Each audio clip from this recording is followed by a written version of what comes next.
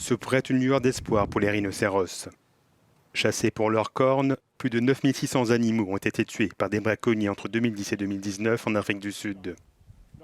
Le projet Rhizotope, initié par l'université de Witwatersrand, vise à protéger les animaux en introduisant des petites quantités d'éléments radioactifs dans leurs cornes. C'est parti d'une discussion avec des amis il y a environ 2 ans et demi. Nous cherchions des moyens alternatifs. Certaines personnes avaient essayé de mettre du poison dans les cornes. D'autres avaient essayé la teinture. Mais ces méthodes n'ont pas très bien fonctionné. Alors quelqu'un a dit, pourquoi ne pas essayer d'y mettre des matières radioactives? On s'est rendu compte que cela faisait beaucoup de sens. En faisant cela, vous la rendez facilement détectable par les 10 ou 11 milliers de moniteurs de radiation installés dans le monde.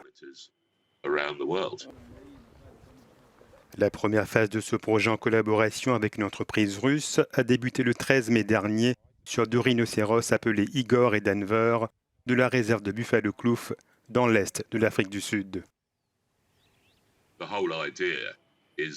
L'idée générale est qu'une fois que nous aurons fait le boulot et développé le modèle, nous le mettrons à la disposition de tous ceux qui veulent l'utiliser au niveau mondial.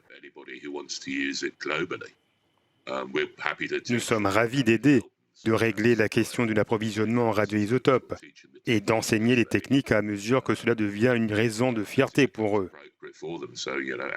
Pour les animaux en Inde et ailleurs dans le monde, en Afrique de l'Est, où qu'ils soient, nous serions ravis de montrer aux populations locales comment le faire. Pendant 3 mois, les 2 rhinocéros seront surveillés pour valider la quantité optimale d'isotopes à utiliser. La maîtrise de cet atome radioactif pourrait ainsi sauver les rhinocéros de l'extinction.